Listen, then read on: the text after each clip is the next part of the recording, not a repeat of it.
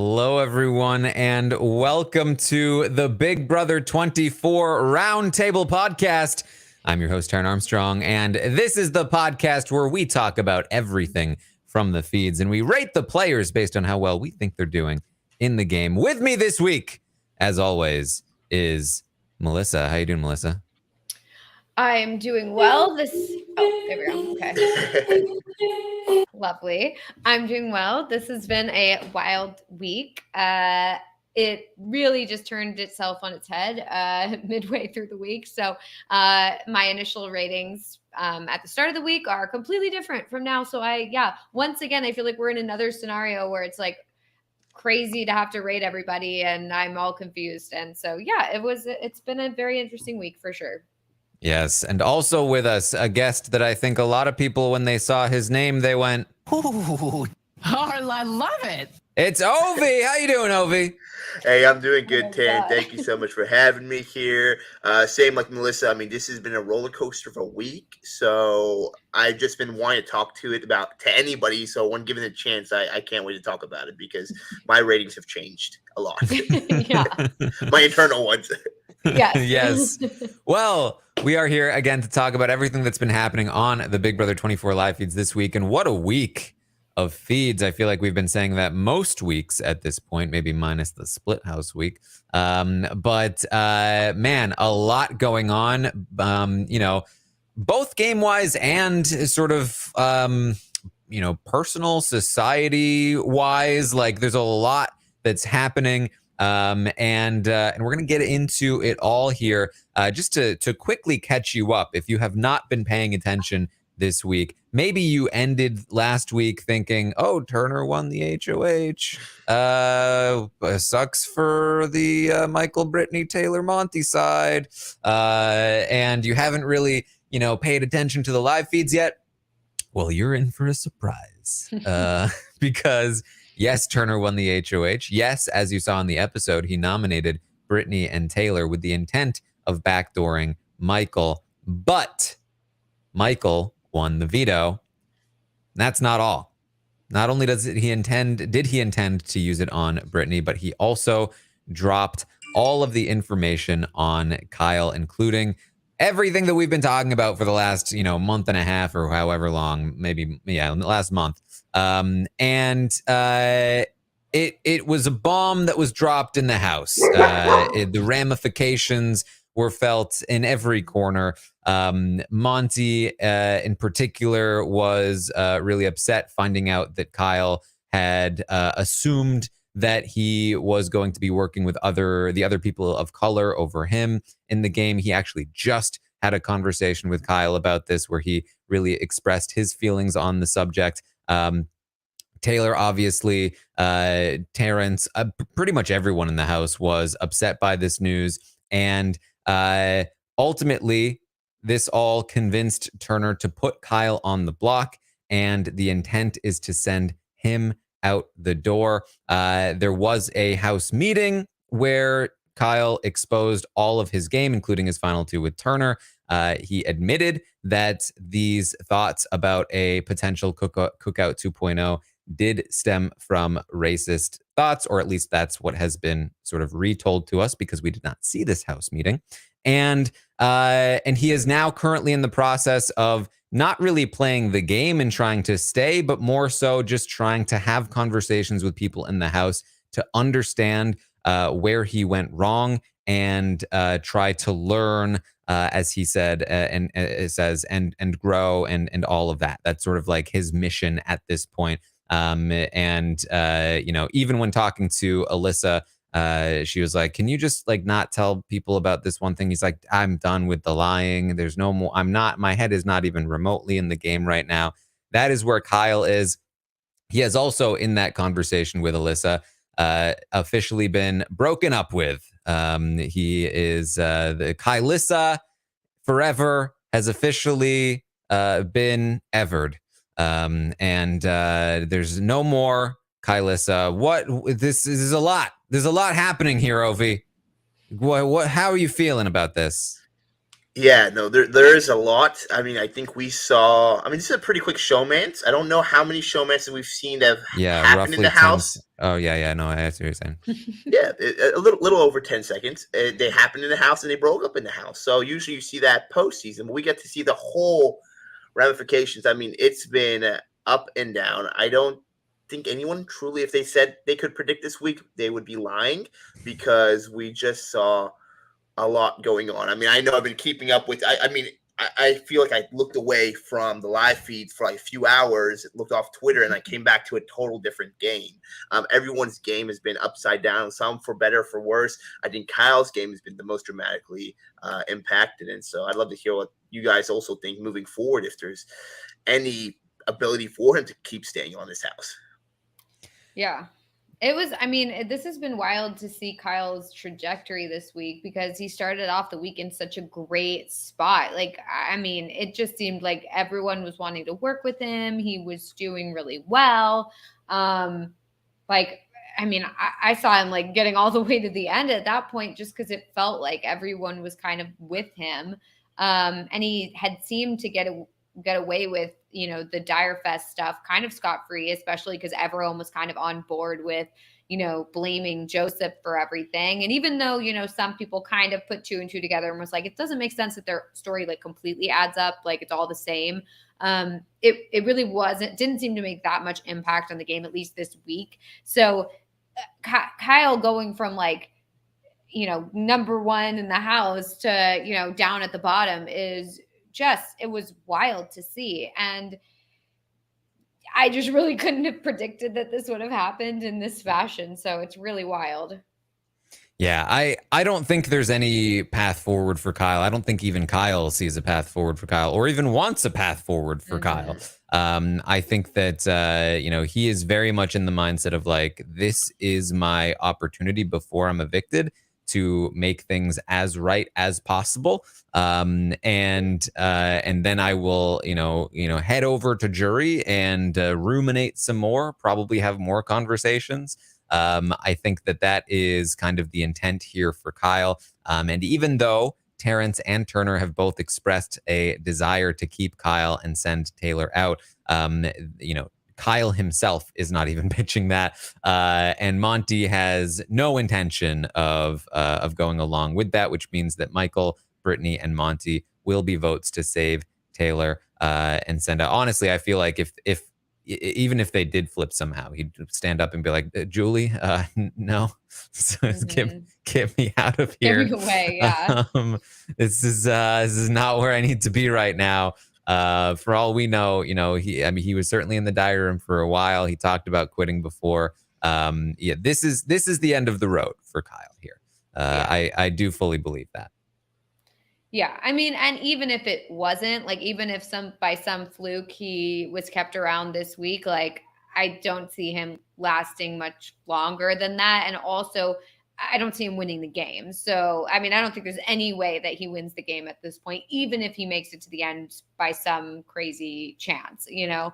I just don't see people voting for him and kind of condoning, you know, the things that have happened in the house. So I just don't think that Kyle really has any chance of winning at this point. And yeah, like you said, not that he like necessarily is thinking about that right now. I think he's just trying not to have his life completely ruined when he gets out. So yeah. I think it's interesting because usually within Big Brother, you're so focused on the game itself and you don't really think of the outside house. You almost feel like you're a worm inside the apple. And it's until like later in the end game, you're starting to think what the ramifications, how people are going to perceive you, etc. And I feel like we're really seeing the outside of the game, essentially like the post game, you know, whether it's social media ramifications of what you say, really have an impact to house guests this season, what they're thinking is going to happen. So Kyle right now, like you said, he's worrying about his real life game outside of here, worrying like what's going to happen. I think other house guests too are thinking about how their actions within the house could impact them outside of it. So if they ally with Kyle. So I just think it's an interesting dynamic it enters into there where you're now thinking, well, 750K might not be worth, you know, losing my whole job, all my reputation, etc. Yeah. And that's kind of, I'm sure that's where, I'm sure that's an element at least of where Kyle is here. And man, just like you couldn't write this. Like I'm surprised that there hasn't been some kind of like article with the title of like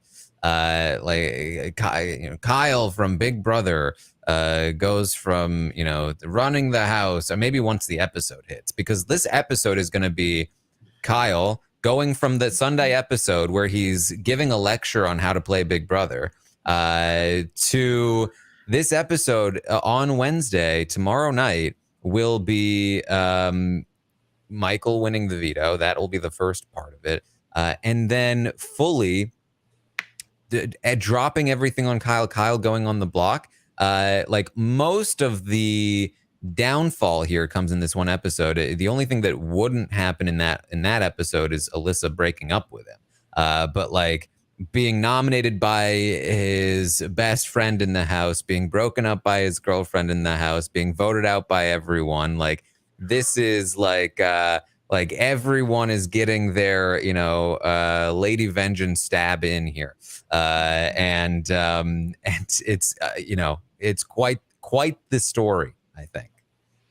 Yeah, it's going to be wild. I'm very excited to see the episode. I want to know how they kind of put everything together. I'm like, people have been asking, what does my mom think about what's going on? But she doesn't know what's going on yet because it hasn't been shown in the episode yet. So we'll just have to see. I mean, the only thing I know is that like Kyle's already not in great graces with some of the casual fans. I know that just looking at Facebook, but also like my mom saying that she was very upset when Kyle turned on the leftovers. So, I mean, I don't think he's in a great spot with the casual fans, but I certainly think that after this episode, it won't be so great unless the editors, and I hope they don't do that, but unless the editors portray this as like some sort of cancel culture, like thing, like woke mob sort of situation, which it's not. But like if they like place it out there like, oh, well, this is just Kyle getting canceled, like so sad, it's going to be really bad. And I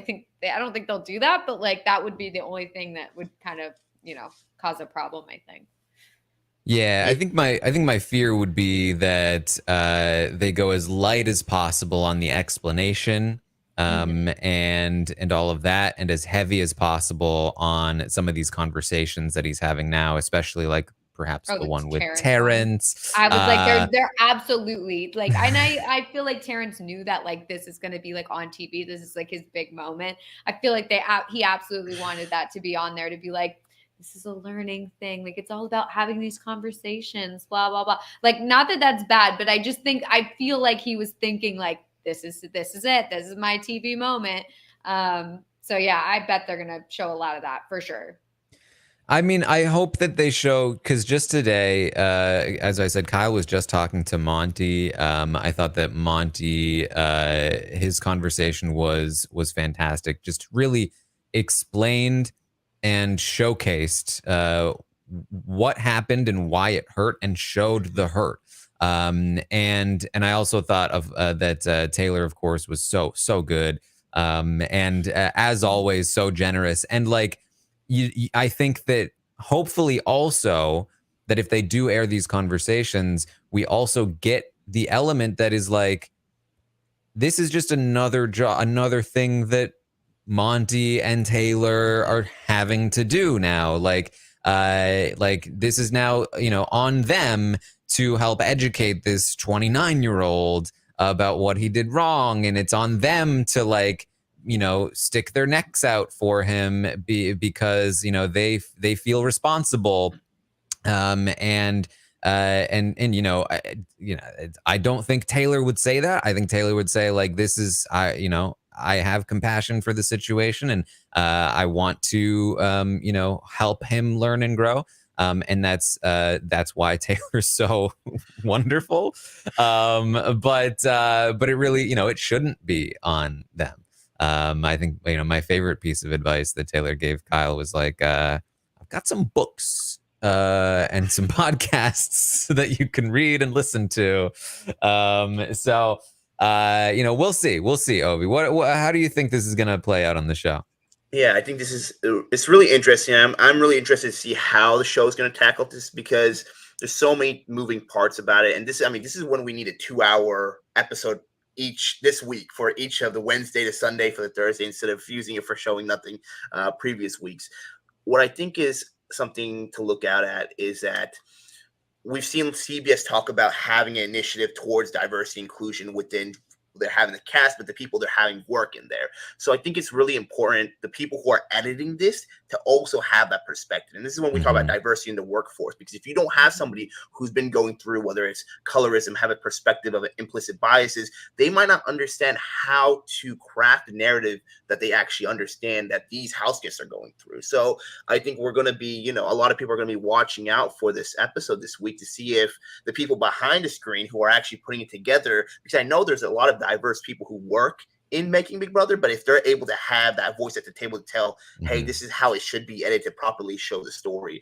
Because we have a really strange Venn diagram going on from, your Big Brother Twitter people, from Reddit to like the Facebook group, who all hate Kyle. Like, this is a very good way to harness it. Like, everyone's like holding hands to hate Kyle right now for really actually valid reasons. And so I'm hoping Big Brother steps up to the plate to edit it to show actually what happened. But again, it's difficult because you have to fit that into about a 42-minute time slot to show all these different narratives. And like you said, they might just put it on the backs of the house guests, these conversations who Terence has had, which again are a big part of it.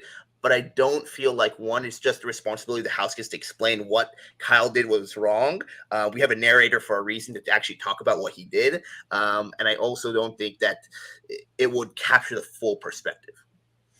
Yeah. And I think it's such an excellent point about, not only diversity in casting, but diversity in the production team themselves. That especially if you're going to have diversity in casting, then you need to have the perspective to be able to tell those stories properly. I think that's, again, where, and an important point as well, Ovi, that not just even diversity in the production crew, but also that they have a voice to actually make a meaningful impact when it comes to these kinds of decisions and things. So, yeah, absolutely. And I would say, given their current track record this season, I'm not super optimistic.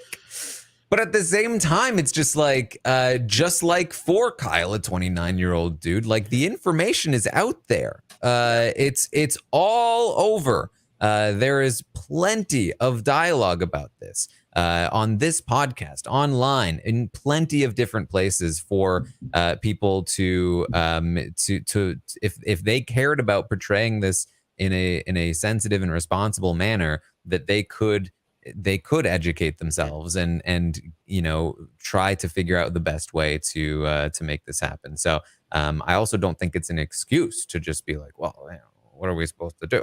It's like it's right here, and there's just probably plenty of people that work for you that can help you out as well. So we'll see. Yeah. So that's where we are in terms of this situation. I would say, again, we had a lengthy discussion on this whole situation with Kyle and with everything that's happening with him on Sunday night in the spoiler section of the podcast. I keep telling people to listen to that, and yet I still see those comments that clearly haven't listened, because you're like, what about this? Oh, you mean the thing we spent 20 minutes talking about? Yeah, I think we've talked about that. So definitely check that one out. And especially if you're listening to this and you're thinking, but what about, like, we've probably talked about it. There's a pretty good chance. So make sure you tune in for that.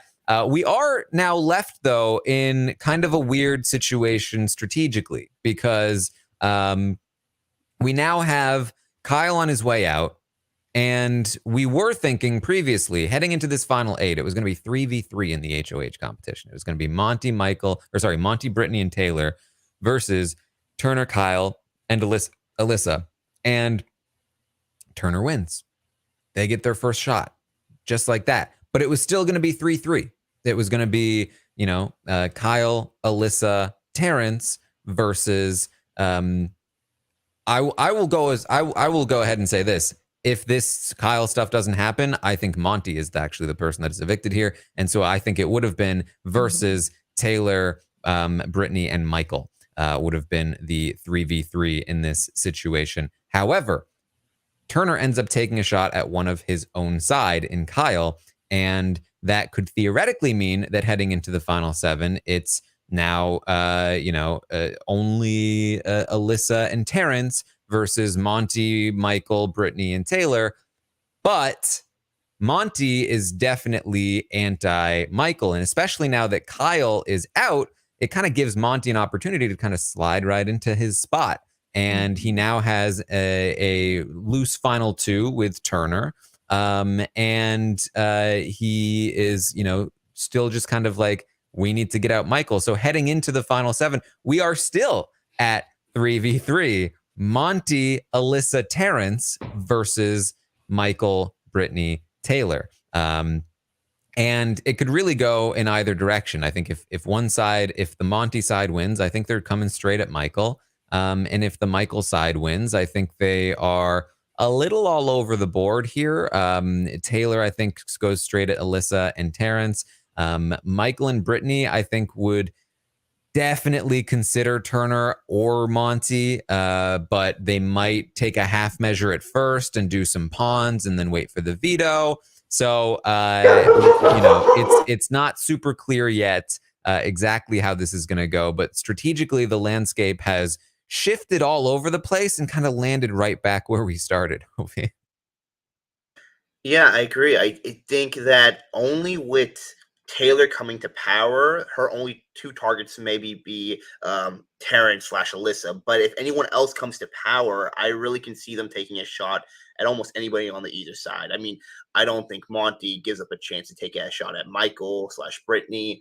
And I think Michael and Britney are smart enough to know that it might be coming for them too. So, I mean, how many? There has to be a tally. I mean, if there isn't right now, like a rolling tally of how many wins Michael has at this point. I mean, his whole threat level has just been growing so strong, and he has a lot of social connections too. So, I mean, it's not even the players know that he's a threat. They already know he's a threat. It's just that they're not sure if they can get him out if they want to.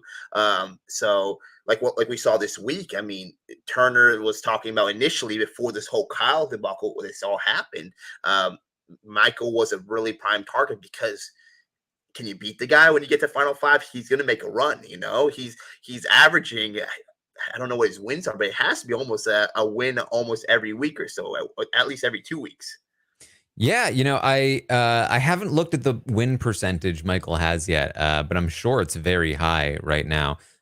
He's only 2 competition wins away from tying the single season record. It would be 2 HOH wins to exactly tie it. If he passes the veto record, then it's slightly different numbers. But nobody's hit that 9 comp win total since Janelle hit it in All Stars. Nobody had hit it before. Nobody has hit it since. I've talked about it a few times. I talked about it in Big Brother Canada a couple times. Talked about it, I think, with Cody in All Stars. That people have come close, but they never quite get there. And this might just be another one of those times, but this is definitely the closest I think anyone has ever come in recent memory to cracking this record. Now, part of the Roundtable podcast, of course, is that I tweet out a survey every week that you guys can fill out. And part of that survey is rating the players, but I also have some other questions. One of the questions I had in this week's survey was, do you think Michael will beat Janelle's single season comp record? And I was honestly a little surprised at the response here. 84% said yes, they think Michael is going to beat Janelle's record, which means 3 more comp wins. Yeah, which is, I mean, that's a lot, especially considering half the house is going to target him if they win HOH next week. I mean, he has, 2 opportunities a week to win something. So I think, I mean, I see it. I don't know if I see Michael getting to the end unless he wins at least 1 comp every week, like either he's HOH or he's winning veto. And like, that's really the way to get to the end, because Otherwise, I feel like I see a scenario where people just get together and they're like, look, Michael, we really like you, but like you're winning everything. We have to just get you out. And you know, if it comes down to he doesn't win HOH or the veto, and it's just like, I could see people being like, look, as much as we like you, we can't let you get any further in this game. And I hope you like respect that, you know? And it sounded like that's kind of what Monty was going for, especially when he talked to Taylor and stuff and was like, hey, I think I'm going to have to target Michael. Like, can you respect that? And she's like, yeah, for sure. I mean, who knows if she actually would respect that decision, but I mean, I could absolutely see as it gets down the line, you know, they can't just let him win out. If he wins and he wins out every week and he gets to the end, like he's going to win. I mean, people will have to respect that. So, I mean, they've got to get him out at some point. And yeah, I don't know when.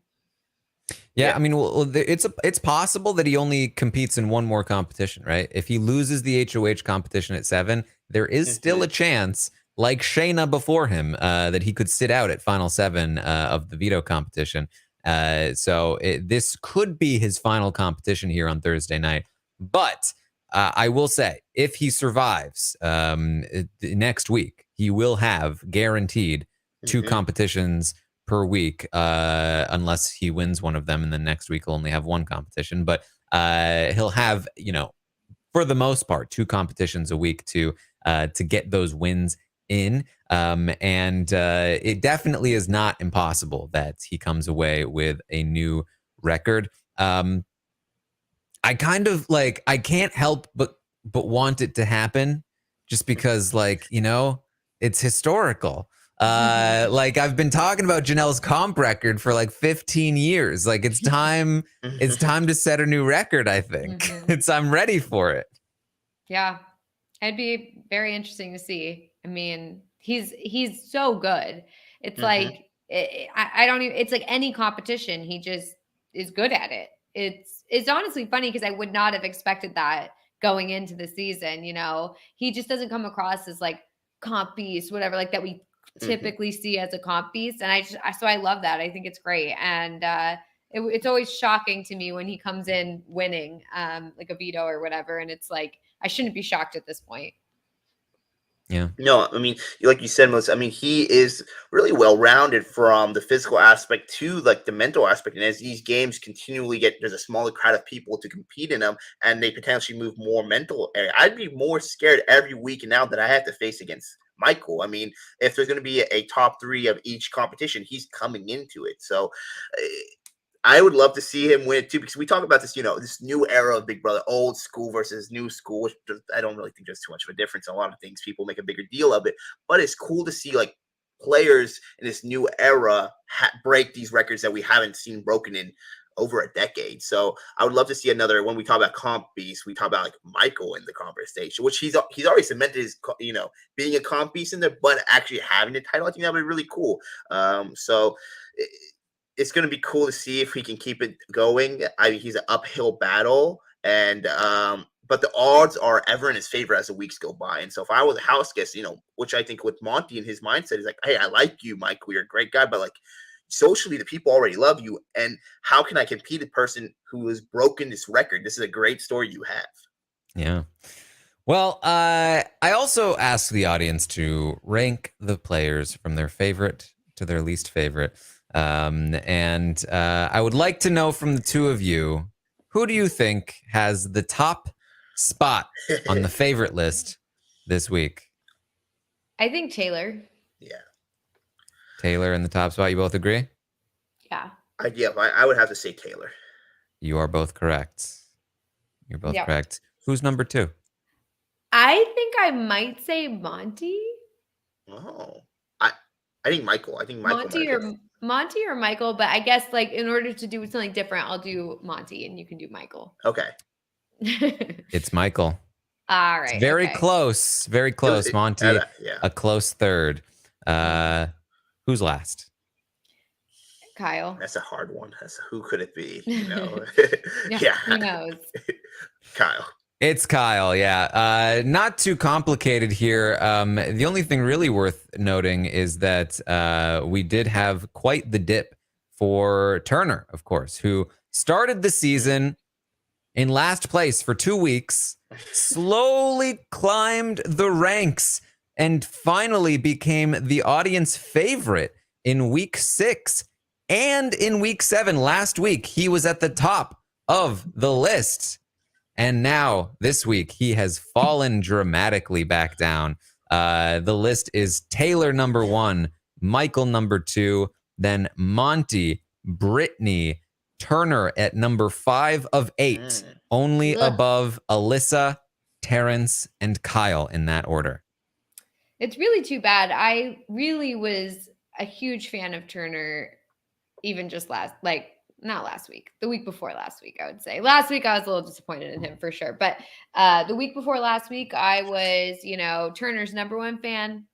And that just totally tanked. And I'm very sad. And I was very disappointed. I mean, I feel like Dire Fest was not good for him. And then ever since then, it's just been bad. And I'm very, very disappointed in Turner. So, how are you feeling about his voice at this point? The voice is still good. I will say the voice is still Hasn't good. ruined the voice. Hasn't ruined the voice.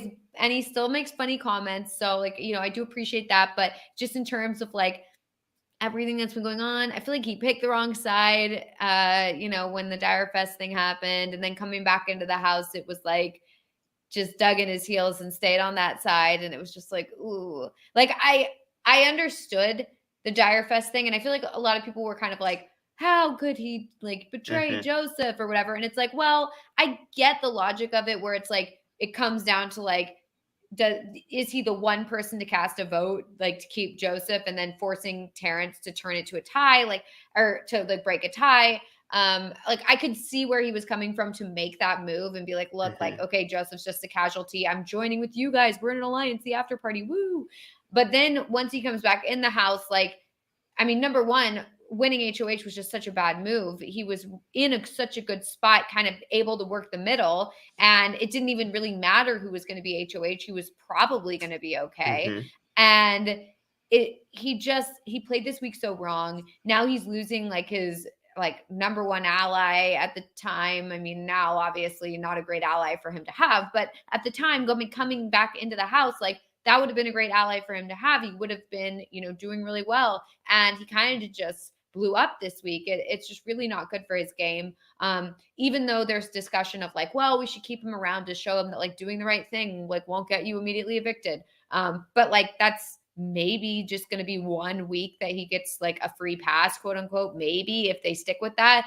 Other than that, I don't feel like people really trust him anymore. He put both Taylor and Britney up on the block. And Michael knows he was going to backdoor him. Then there was hearing about how maybe Monty was going to be a backdoor target. I know Monty and Turner are saying we're together, we're in this, but I mean, I feel like everything, it's kind of rickety for him. I don't really know how he's going to move forward at this point. So honestly, really bad week for Turner in terms of gameplay as well as America's favorite player. I feel like he had a good shot to win that, and now I feel like it's out the window. Yeah, he needed his foil, his muffin foil in Jasmine, and now that she's gone, it's no good. Yeah. Yeah. I was, I think, in the same boat. Maybe not as much as love Melissa had for Turner, but I still really did like Turner. And I just think what he needed to do was the last 2 weeks just take a nap. He really needed to play the background instead of he was in so many positions where he would have benefited from just staying silent. He didn't have to make the move. He could have just let things go and work with the flow if he had to. And I agree. Last week with the Joseph situation, he was really he could have just let it happen without stepping in to talk about or make deciding factors. And he's so committal. And I think that's his issue, that he kept, when he would flip a side, he commits completely to it and then commits to another side. But when you commit to everyone, you're really committing to nobody. And I think all the houseguests kind of saw through that. He could have played the middle really well. He didn't have to win whatsoever HOH, but if he did win HOH, if he could have just done it similar to his first time where he won HOH and tried to keep it, let's talk to the house, I'm not making a committed action against anybody, let me see all sides of it, and actually play both sides of it, he would have been in so much of a better position, both in America's likability, but also his own strategical placement in the house. Right now, I mean, I think his win value is much lower than it was. I think his jury ability it's in question. And now whether he's going to be a target against his allies. You would have called allies a week ago from both sides. So he's not in the best position anymore, and it's unfortunately his own doing. Yeah, I also think it was interesting how Taylor got so much critique from her alliance for her HOH week because she was promising safety to everyone, and yet Turner did the exact same thing and literally promised safety to everyone. And not only promised safety, but literally like pulled Michael and Britney aside and were like, you guys are completely safe. I'm keeping you guys. You're no worries for this week. You can just, kick your feet up or whatever. And so I feel like he played the week so poorly. Like, I mean, it's one thing to be like, yeah, sorry, I'm with the after party now. But it's like he tried to have his cake and eat it too by being like, oh, I'm with the after party, but I'm also with the leftovers and everybody's safe and no one has to worry with me. Now what do I do? So it's really not great. And now the fact is that his biggest ally is going out like on his HOH week, which is just really not great. So yeah, bad week for Turner all around. Definitely a bad week. I asked the audience to rate the episodes this week. The audience gave the episodes a 5.1 out of 10. Just about average. Last week was a 4.6. The week before that, a 6.3. So kind of chopping it down a little bit in the middle there. Feeds have gone up from the 2.3 last week, which was quite low. Up to a 5.9, which is still not reaching the heights of the previous week, the 7.1. I would say a 5.9 is an interesting rating. Rating the feeds is a very interesting, job to do this week because on one hand, they're cut way too much and it's absolutely atrocious. On the other hand, there's a lot of like painful drama, I think, for a lot of people. On the other hand, there's a lot of drama. I mean, I just watched somebody being broken up with on the live feeds. That doesn't happen every day. So definitely a weird week to rate, but I think the feed cuts alone definitely knock it down quite a bit. We haven't talked a lot about this, but it's continuing to be an issue today. Multiple times where Monty is discussing his the times that he's dealt with racism in his life, talking about how he feels about this situation and other situations, giving these like impassioned speeches about his own experience, and the feeds are cutting around it. Why are they so scared of allowing this conversation to happen, of allowing him to express his opinion on these things? Not to mention the fact that the initial conversation between Michael, Britney, Monty, and Taylor was entirely cut. We obviously have talked a bit about that. The house meeting where Kyle talked to all of them was cut. Even when Kyle's talking to Taylor, and she is being as gracious as humanly possible, and we're just getting random cuts throughout, like they're fingers on the button and they're shaking in fear of like, oh, like what are they so afraid of? It doesn't make sense to me, and it's so unfortunate that this is their attitude about these kinds of conversations, because when it's Terence talking about how forgiveness is important, we get the whole thing uncut. When it's a more sort of nuanced discussion about the areas in which Kyle needs to learn and accept responsibility while still being pretty forgiving, it's like, oh, hold on, no, not this part. And it just really rubs me, and I think a lot of people, the wrong way. Yeah, this is supposed to be, a game as well as like a social experiment, and to only show us parts of these conversations, it's just really, it really is just not a good look, and it really makes it so that people can't. I feel like that would be helpful for a lot of people to hear, and I certainly would like to hear these conversations, and it also it certainly made me feel really strange, when it was like, okay, when you know, Michael and Britney are having the conversation with Taylor and Monty, like that's not there. But then the second it's just Michael and Britney talking with people and telling the story to other people, like, oh, that's fine. We can hear that. We can hear them talking to, you know, Alyssa. We can hear them talking to Turner. But the second you involve Taylor and Monty, it's like, oh, no. We can't have this on feeds. And, you know, I was initially willing to, you know, give the benefit of the doubt, I guess, maybe, but it does feel more and more that like anytime someone of color is talking about their personal experience, like we're not allowed to hear that. It's only when they're just like forgiving Kyle and only forgiving Kyle that we're okay to hear that. Or when it's people like white people talking to other white people, like we're allowed to hear that. I don't know. It just maybe like it's possible that there's some actual legit reason for why they keep cutting these things. Like, you know, it could be, but it does seem really, really odd that the conversations that we're allowed to hear are very different from the conversations that we're not allowed to hear. And it does make me a little concerned, like that they want to be able to like carefully curate what we're allowed to hear and not allowed to hear and like wait for the episode. And like, we'll make sure this is like a good conversation for you to hear. Like when we can like edit it down and make sure that like we can like put in Kyle's reactions to like these things, these conversations or whatever. I don't know. It feels wrong. And, you know, I would like to learn more. And so I certainly would like to hear these conversations and hear these stories and like the snippets that I can hear, especially like, you know, with Monty telling his story and stuff like that has been really interesting and really like, you know, informational for me. And I wish we could hear more of it. I don't know. It just feels wrong. Yeah, and I feel like they have not earned the benefit of the doubt at all, especially when it comes to like little snippets when they are blocking entire conversations and that entire initial conversation. Like, you know, you're not going to get me going like, oh, well, maybe it's because they're mentioning other people or something. Well, no, because you knew what they were doing and you know what you were doing when you cut that big initial conversation. And this isn't something that is new to Big Brother either, which I'm sure, Ovi, you can speak to in terms of, you know, feeds cutting and the way that shows are edited. Like, this is something that I think has been an issue with the show for a while. And I don't think it's like, I think that maybe they've taken some baby steps forward, but it's clearly something that they still have a lot to work on. Yeah, no, I mean, it's frustrating because that I completely understand where the show needs to have enough footage to make the show, and they don't want to show everything in live feeds.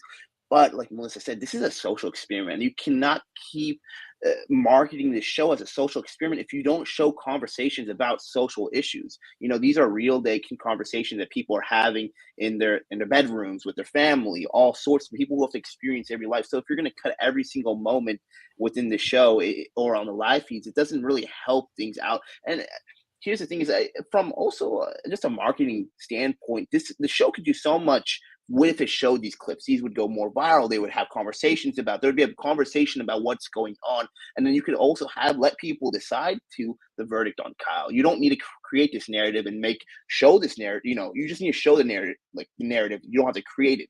Let people see what people are saying within that house and make up their own minds. And I think that's what happens a lot of times when you have these people who disagree about Big Brother or on the show talking about, well, Kyle said this because of A, B, and C. Well, Kyle said this because of A, B, C. Here's who's wrong. Let's see it and be able to make our own decisions based on it. And I think that's the issue, because what happens is then you have house guests within the house and people outside of it. The responsibility comes to them to kind of define what's going on, you know, explain, hey, this is the issues of what Kyle said, because you might have not heard everything. So we have to take from week 2, from week 4, week 7. It shouldn't be like that. You know, it shouldn't be that difficult to figure out what's going on as much as it is. So, you know, I mean, these are experiences. We should hear about them. And the game too, the game aspect is so immersed within how each person is treated in there. So when you are not showing these conversations Monty is having, these conversations Taylor, etc., what happens is you're really losing out on what's happening in the game too. Yeah. And like we talked about on Sunday, you know, by not showing these things, by not allowing these conversations to happen and air out, they're just making things worse in terms of the response. Like I think that the reason there's so much, built up tension and conversation about Kyle is because, you know, unlike what was happening with Taylor, which was a huge issue at the time, that was resolved in a way where people were talking about it on the feeds, and that release was so good for everyone. People felt so good about the fact that it was talked about on the feeds. It was repelled, and every single person that was doing these things to Taylor was sent out of the game. And something similar is happening to Kyle right now, but for a long time it felt like he was getting away with it and that it wasn't being talked about. And that's what causes the emotional response to build and build and build, because it's just like there's no outlet for this. Is this just going to happen and nobody's going to say anything? Nobody's going to nothing's going to happen here. And we are now getting a release, but it's not the release. It's we're not getting everything here. And especially if they do, then by avoiding showing us the things, then try to edit an episode to make it look a certain way. That's just, in my opinion, going to make things worse for everyone. So I really dislike the way that they have gone about this. And I honestly, I think they're going to try and show us an edit that will be them doing their best to make it seem like, no, see, we're showing you everything. But the problem is, I don't trust you. If you were trying to portray this fairly, you wouldn't be so afraid to show it on the live feed. So I don't care what your edit looks like. I'm not going to be satisfied because I don't trust you. I don't. That's where I'm at with it. Anyway, one thing I just really quickly want to add in too. The reason why I think it's really important too that they show these conversations, just speaking in when I was in the house, coming out of it, it can be really, not just for me, but a lot of other, unfortunately, for other house guests, people of color, it feels sometimes invalidating in certain ways when you had a conversation in there, but some people didn't even get to see it. So when you tell your story about maybe how this conversation went or how this experience was, they don't have that backstory. They only have the show to look at it. And if the show doesn't show that, they only have the live feed to look at it. If the live feeds didn't show that, then basically you just are out for nothing. And so it becomes really difficult to kind of navigate that. And for me, I've worked through my own experience, but I just wish for future house guests that when they feel some sort of way about the house, that when they come out, they're not completely invalidated or other people are telling them that you're just weak or soft feeling this, because it's a true thing you're going through in this experience. And you should be allowed to be able to talk about it without one being invalidated, but also have other people seeing what happened so they can make their own decision versus just trusting your word on it. So that's where I feel for the house guests that after coming to the house, because I know they're going to want to kind of look back at things and be able to see, how did this go? And unfortunately, when CBS doesn't show it on the show itself or doesn't show it on there, they're really doing a disservice to the house guests they're profiting so much on. Mm-hmm. Absolutely. Well, I asked the audience also to rate the season as a whole so far. 2 weeks ago, it was at a 7.1, which was just about the peak. The week before that, it was a 7.2. Then last week, it fell to a 6.4. That real slow split house week dropped the rating. This week, back up a little bit, but not quite to where it was, a 6.8 this week for the season as a whole. It's been a weird season. It's been an interesting season. It has definitely been an eventful season, but definitely one that I think elicits complicated feelings at times. So a 6.8 feels like perhaps the right spot for it. It's still honestly pretty good for especially a Big Brother US season. So take that for what it's worth. I also asked the audience to rate the split house twist after last week. I figured the week is over now. We have it in, fully in the rearview mirror. Last week, they gave the split house twist a 3.7 out of 10. This week, up to a 4.4, much more neutral on it in general without having it being right in their face and not having feeds for it and being really boring. I think people may be coming around to the notion that it's good in concept, bad in execution. I think still kind of the end result there. Yeah, I think that it could be an interesting thing to happen at the beginning of the season where there's more people. Like maybe that creates a dynamic an interesting dynamic, like, because they don't all know each other all that well yet at that point. There still like could be some like flux, and then like bringing them back together, like, do they stick with their, you know, two sides, or like what happens then? I think that could be like an interesting thing. But I think overall, I hated it, and it was really, really boring. And also it like totally killed any sort of fun that like a double eviction usually holds. Usually I'm very excited for double evictions. It's very like frantic and you don't know who's going to go home. But this, like, they're counting it as a double eviction because two people went home, but we already knew going into it which two people were going to go home. So it totally removed any sort of fun or like must-see TV that usually a double eviction kind of has over the audience. So it just, to me, it was a total dud. And yeah, I think that it's correct to say that, like, maybe in theory it's an interesting concept, but it just was so bad and I hated it. So yeah. I think I had a little. I agree with the execution of it. I actually liked the split house just because I love when they take specific things that the house guests know that are going to happen in a house, get double eviction, kind of turn it on its head and make a different variable way with it. So I love the idea of it. I think it would have been interesting if it started just maybe a little earlier, potentially not in the beginning of the house, but a little earlier, because you still want certain alliances formed to go into it. It's a good way to kind of restart things, kind of change things up. But like the whole execution of it was really bad. I think it would have been a lot more fun if they did kind of one side versus the other in competitions, maybe additional competitions in there for the week, or had some sort of interactiveness where you could almost trade a player from one side to the other. There's just some things they could have done with the twist in it. I like the concept. I hope they can maybe work it out and maybe in a future season we see it, but like we didn't get any of the entertainment out of the twist. They just did a twist. They didn't really seem like they had a full-fleshed idea because they didn't separate them right away. And what we saw was not the fun type of drama to watch. We just saw just a very like sad, broken type of feeds where we're like, this is now we're seeing half the cast and they're half, even double times the worst. So yeah, I think you're right. I think that could have been an interesting thing, is to like also just not be like, okay, you guys are outside for the full week, you guys are inside for the full week, but like doing competitions where they have to compete against each other, like, you know, like the food competitions, like something where like they get, you know, food, or they get to be inside or whatever if they win, and kind of just like making it more, like you said, interactive, I think would be interesting. And then obviously like not having them like schoolyard pick the teams, like doing it completely random would be a lot more entertaining and a lot more interesting and a lot less easy to like game the system. So yeah, I think there are certainly ways this could have been interesting. I think that this was not good or interesting, but I think that there, like, the idea of it could have been very interesting. And so I don't think that they should like maybe totally do away with it in the future, but obviously they need to rework it entirely. So I also had the audience rate Turner's HOH reign. Last week they gave Michael's HOH reign a 7.2 and Terence's a 5.0. Turner's they gave a 3.7. Not great. Not a great HOH reign. Asked them if they agreed with Turner's nomination decisions for his game, and 63% said no, he made the wrong decision for his game.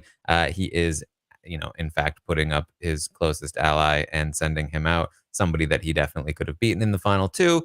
Definitely not great for his game. I don't know if he realistically had another choice, but, still not great.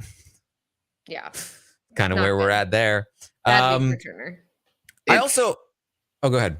Oh, no, I was going to say, there's that life, like that always question you always hear in the beginning of the season. It's asked, would you rather win the game and be a villain or lose the game and be loved?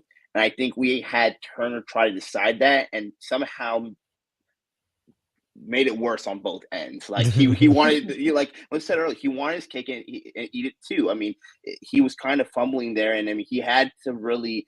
He was committal in times he didn't have to be, and then he wasn't committal when he needed to be because he just flip flopped. Yeah. Well, I also had the audience rank the players from the biggest threat to win the jury vote to the least likely to win a jury vote. We're going to do these, I think, weekly until we get to the end and we get more specific about each individual juror. Just a general sense of like who's the most likely to win a jury vote to who's the least likely. Unsurprisingly, I think Michael at the top. If Michael is sitting there in the final two, he pretty much wins hands down. Number 2 is Monty over Taylor, which is, I think, an interesting choice. I don't know that that's a guarantee, but it is pretty close between the two of them here in the number 2 and 3 spots, respectively. They then have Turner at number 4, Britney at number 5, Alyssa at number 6, and Terence last, before Kyle, but Kyle's not going to be there. So I think this is mostly, I think it's pretty close to correct here. I think I would consider Taylor over Monty, though I think Monty definitely still has a great chance to win there. I think it just could go either way, and it might depend on how they get there. But I think this is a pretty good overall order. Yeah, I think so. And I do think that people would give Taylor credit, saying like she was basically done for like at the beginning of the game. And now look at her, she's in the final two. I think people would absolutely respect that. But yeah, I absolutely see people respecting Monty's game as well. I think Monty's done a good job. So I think all of that makes sense. I do think like Britney might struggle with a vote in the end because I feel like people don't necessarily respect her game all that much. And I feel like with Turner, I think he might struggle because, you've got someone like Jasmine or Indy or whoever who aren't huge fans of Turner. And so, they're already first in the jury house. I could feel a situation coming on where it kind of Turner doesn't do so well with everyone. But yeah, I think it's hard to say right now because so much has to happen between now and then to get to the end. So, I really don't know. Mm-hmm. Yeah, I mean, I think across the board, there's certain players that already have a really good story where we have Taylor, who has just an incredible story at this point from basically having 9 lives, being able to survive every single eviction. If she lays it out and talks about anybody who went against her, they're out of the house. I mean, that's a great story. You have Michael, who has been playing a good social game and as well as a competition beast. I think he has the strongest there. Monty is where I'm really most kind of interested in. He's definitely played a strong game in some ways, but a very consistent game. But I don't think he's had that wow move to be able to put that, on his resume compared to versus Taylor/Michael in the storyline perspective. Somebody asked me this question. I want to get your takes on it. They said, if Terence right now could play the perfect game, what moves would he have to do, or could he be viable against basically anybody other than Michael? Is there a journey to the end you think that he could do other than just winning out essentially every other HOH? He tricks Monty into saving Kyle is the first move. Then honestly, he's got like a pretty good ride to like at least final 5. If we're assuming he's still not winning comps, let's say that ideally somewhere along the way, like Alyssa gets clipped here or there, and now he's sitting in a final 4 with like Kyle, who wants to take Terence to the end, and Kyle, he just goes to the end with Kyle. He beats Kyle. It's a person he definitely beats. It's pretty much it. He convinces Monty to keep Kyle, and then Kyle takes him to the final 2. If we're saying how does he get there without winning comps, I think that's the way. Okay. That's the answer. I'm gonna clip that and send that to them because I didn't know how to answer that either. I was like, I'm not really sure. I think he should just chill right now. I mean, given that Kyle is like definitely gone this week, his path after that would be, I think he has to get there with Alyssa. Honestly, I think Alyssa is his best bet, which would require either him or Alyssa winning at least one comp, which is kind of a tough road there. Some people also asked about Britney. Could she really beat Alyssa and Terence? I think the thing you have to remember about that is that if Britney is sitting in the final 2 with Alyssa or Terence, that means that she either probably took out Michael herself, or Michael is just straight up on the jury advocating for her. He's very good at that, a lawyer. And she also probably has Taylor on the jury advocating for her. And I think those are two very persuasive people on that jury. So I think that, and you know, who does Alyssa or Terence have, you know, backing them up? Kyle. Don't think he's going to be very persuasive on the jury.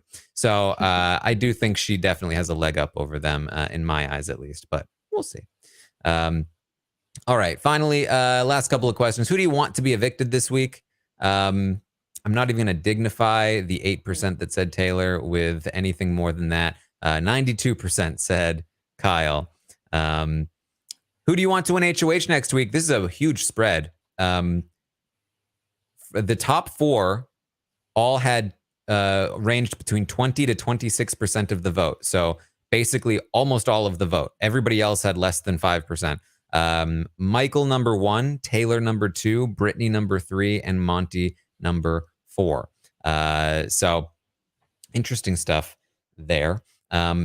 Basically the top 3 being Michael, Taylor, and Britney, they represent around, you know, close to 75% of the vote. With just about 20% looking for Monty to, I assume, take that shot at Michael. So we'll see. Interesting HOH desires this week. So that's what we've got for the questions. We also need to rate these players. Are we ready to rate these players? Yes. All right. All good over here. Let's do it. This is the portion of the podcast, of course, where we rate the players from 1 to 10 based on how well we think they are doing in the game. I usually look at it as a combination of short-term safety, long-term prospects, and what kinds of decisions did they make this week. And 10, of course, being the best, 1 being the worst. I also poll the audience, get their thoughts on the topic, the subject, and they rate the players as well. And we also play a game based on these ratings. There's a price associated that is impacted by the ratings that these players receive that will determine whether you make money, lose money, or didn't put any money down in the first place. So let's get to it. Let's start with Turner, the HOH.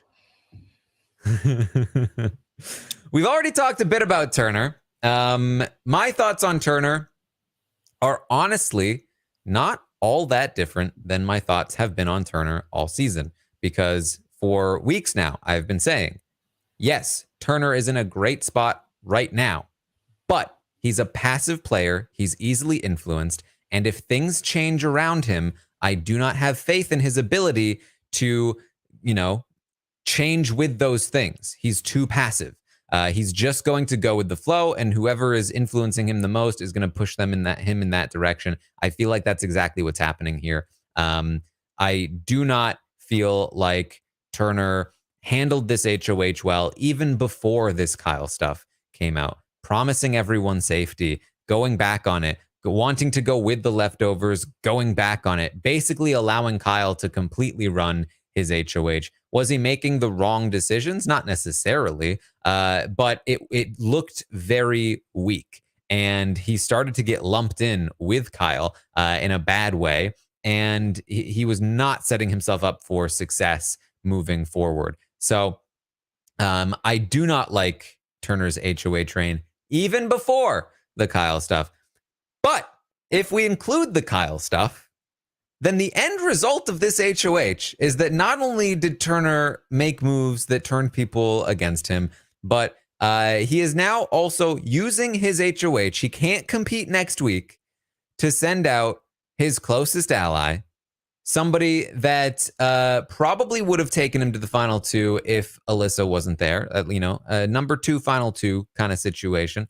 And definitely, or at least, probably could have beaten in the final 2 at that point in time. He is now trading that person for Monty, essentially, who I do not think he can beat. I do not think Monty will take Turner to the final 2 if given the option, although he may be a number 2 spot for Monty as well, but he can't beat Monty is the problem. And he, as much as, Taylor, Michael, and Britney have mentioned, like, maybe we don't want to take the shot at Turner yet because he is doing us a solid by putting Kyle on the block.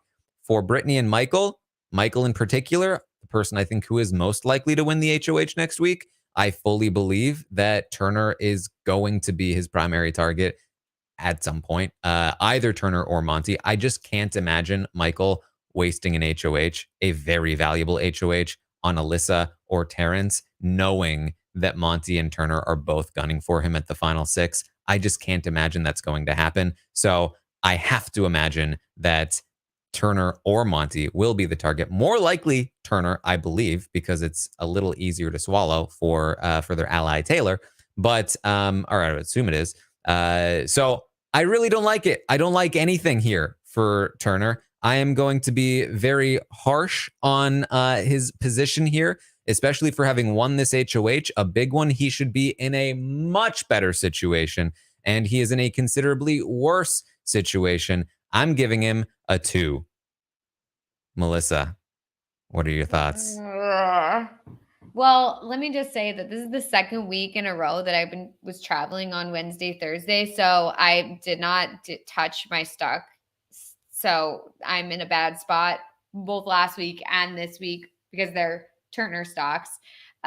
So yeah, I'm not going to give it 2, and that's not because of my stocks. So I probably shouldn't have even said anything, but I am going to give him a lower score because he just did so poorly. I just feel like this HOH was not good for him. Number one, he shouldn't have won it. I mean, we've been over this, but he shouldn't have won it.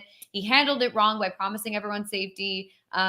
He even mentioned that he probably shouldn't have won it because, he was working with everybody. So he was in a decent spot coming back into the house. And I think if he had kind of played up, to the leftovers, like, I'm with you guys. And then also played up to the after party, I'm with you guys. And then like someone else wins, then he's in such a good spot. And he could have really like maintained that moving forward. But now he's in a really bad spot because he's getting rid of his ally. And also, he pissed off, a bunch of people in the leftovers by making them think like, oh, he's not actually with me anymore. And then he's not making, Terence or Alyssa super thrilled in terms of like, putting up Kyle. Not that they would necessarily fight to keep Kyle off the block, but like that alliance kind of falls apart because Kyle was really like the main driver of it. So, this is just not a good spot for him moving forward. I think the one thing that he has going for him is, the fact that Monty, well, first of all, Alyssa wants to work with him, but that's kind of, who knows what's going to happen with that. But he's got Monty, this final 2. I don't know if Monty's really on board with it, but at this point, like, at least that's like decent for his game. So, I don't think and also the fact that there is discussion of like, well, let's give Turner a pass for next week because, he did the right thing. I don't know if that'll actually like hold, but that's been talked about. So I could see a situation where he makes it through next week and then, the whole game is kind of turned around. I don't know, but this was just not a good week for him. So yeah, I'm going to give him a 4. A 4 from Melissa. All right, Ovi, what do you think? Wow. Those are some low numbers right here. I know I'm just a guest on this one here, but that sounds, I don't know, Taran. Be you, Ovi. That sounds a little like manipulation right there, the marker right there. I think Taran's trying to, I'm not going to make, okay, here's what I'm going to say this, all right? I am of the boat that Turner definitely misplayed this week, okay? But what I'll say this, okay? I think he's the primary target for Michael if Michael wins, which is a good chance Michael can win. If it was anybody else, it is what it is about. Michael has a good chance.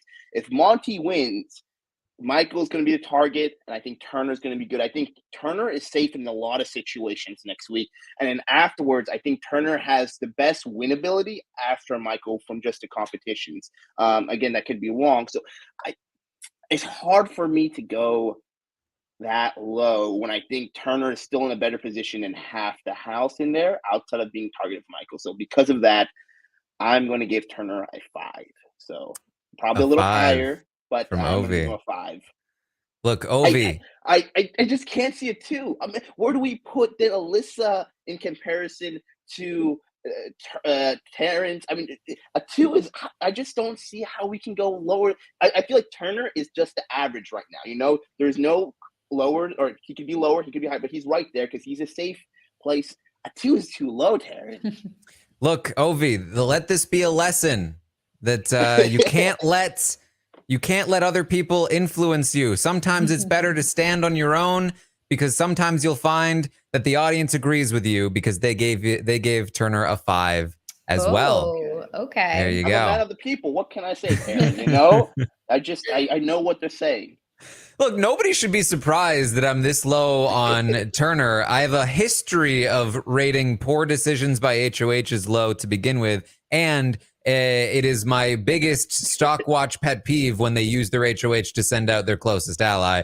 If I didn't give Turner a 2, it would be inconsistent of me.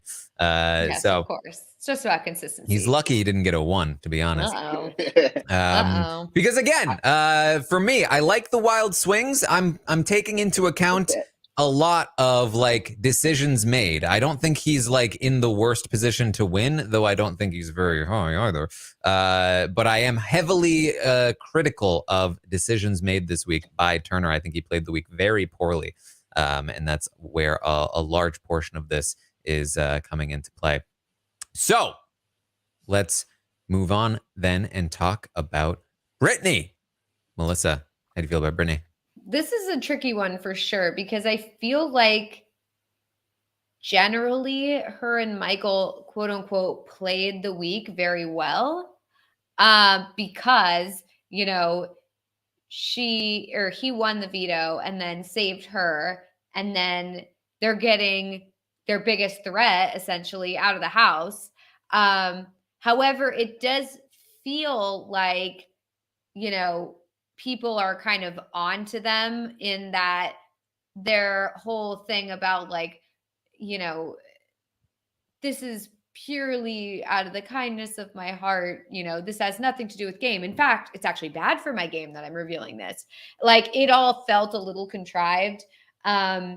It just didn't feel legit, because it's like, well, no, actually, this isn't bad for your game. This is actually good for your game that you're like giving this information, because now Kyle's going to go home. So like, you guys know what you're doing. Like, I see like why they did it, obviously, is like a game from a game perspective. But I think that does kind of leave like a sour taste in people's mouths moving forward. Like, oh, like they're manipulative. Oh, they are really playing. So I think like, I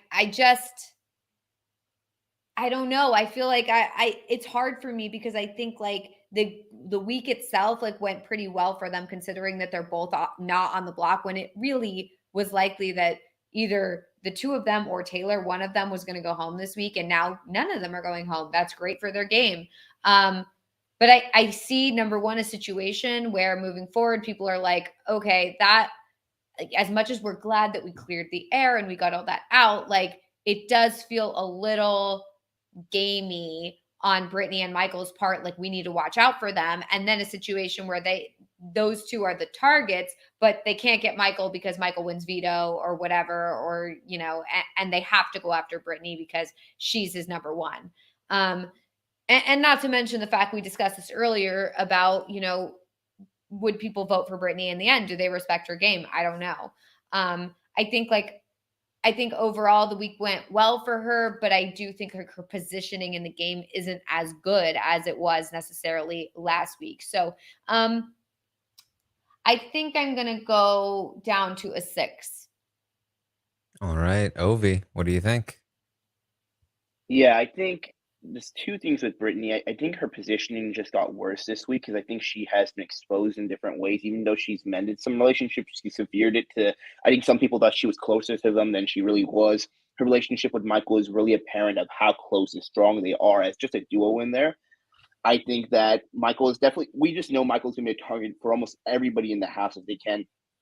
By proxy, he's going to spill into Britney. And by the chance Britney does find a way to get to the end, I don't see the win equity really in her favor outside of a few close matchups. So I think with those things there, and I just don't see Britney also making a huge move to kind of rock the boat to help her out. I mean, unless she turns on Michael, I think that's going to be where we're going to see be her like jury move and talk to them like, this is where I played this whole game with him. I made the smart decisions. I was with him every way, but I had to cut it. I mean, I think that's going to have to be her strategy for it. But with that being said, I think, you know, I'm higher on Britney than Turner.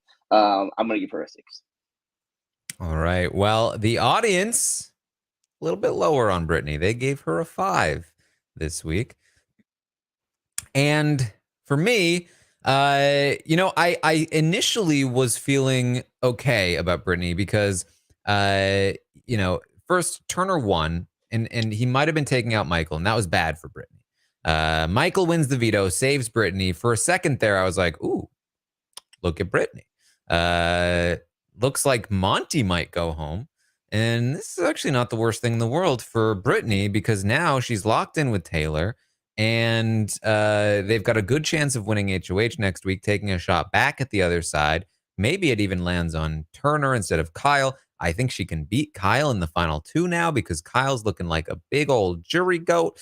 And for a second there, I was like, oh, this is okay. This is okay. However, things didn't really turn out that way.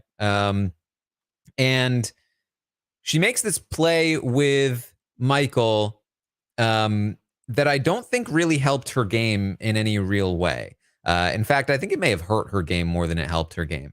Yes, it took out Kyle, who was a number on the other side, but all that did is leave a vacuum for Monty to step into, and the numbers are now the same. If anything, they're a little bit worse because now instead of Monty having to deal with Kyle and Turner in future weeks, he can kind of safely just like chill with some of the goats over there, and he doesn't need Britney as a goat anymore, which is not great.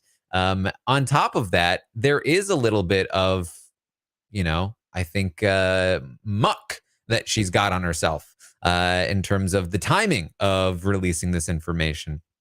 Turner's not pleased about it, and Monty has talked about it, and I think that this is on top of some very bad jury management that she has done over the last couple of weeks. I mean, it was one thing when it was her and Joseph with Indy, but I'm also grading her on her jury management with Jasmine at the end of last week, which was after we rated her last time, and that was just atrocious. There's nobody right now wants to vote for Britney, and I know I said she can beat Alyssa and Terence. I do think that's still possible, but how does she get there from here is a huge question for me. And I do not like the way that she's played this week. So for me, I'm losing more and more faith in Britney as a winner. And as we get closer and closer to the end, I've been looking for her to increase her odds of winning the jury. And I feel like she has just been decreasing her odds of winning the jury.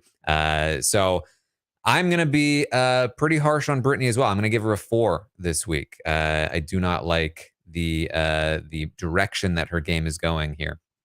So, and on top of that, she's lost her connection to Alyssa. Alyssa's now pissed off at Britney. Like, even just like the people still in the game, like Turner doesn't like her now. Like, she is completely out on an island with Michael. The only person that will talk to her at this point is Taylor, other than Michael. And it's just like she just keeps on digging that hole. So yeah, that's where I'm at. Let's talk about Monty. Ovi, how do you feel about Monty? In some aspects, I think Monty hasn't done anything super flashy. He's been consistent. He's been able to stay essentially consistently on the right side on most conversations. But here's the thing is he's got himself out of trouble when he didn't even know he needed to. He is in a good position moving forward. I think his worst enemy actually might be himself if he makes a move too early. I really see there's a good pathway for Monty going forward. I think he has good win equity with the jury as well as the players in there. I think for me, I'm going to give Monty a 7. A 7 from Ovi. Well, I can tell you that the audience does agree with you on this one. The audience also gave Monty a 7. Now, I gave Monty a 5 last week. I said, good chance this moves up for Monty. And I do think that is what's going to happen here. Now, that said, I am not forgetting that Monty probably is the person evicted, if not for this Kyle drop. But you also can't forget that Monty is not the one to go unless Michael is both chosen and wins the power of veto, which was a pretty niche scenario in the first place. So I feel like that mostly balances itself out. I do think that Monty has been playing well this week, and that's where a good portion of this is coming from, because I'm actually probably not as high on his positioning as I see a lot of people are. A lot of people feel like he's maybe one of the better positioned people, because I think on the surface it appears that way.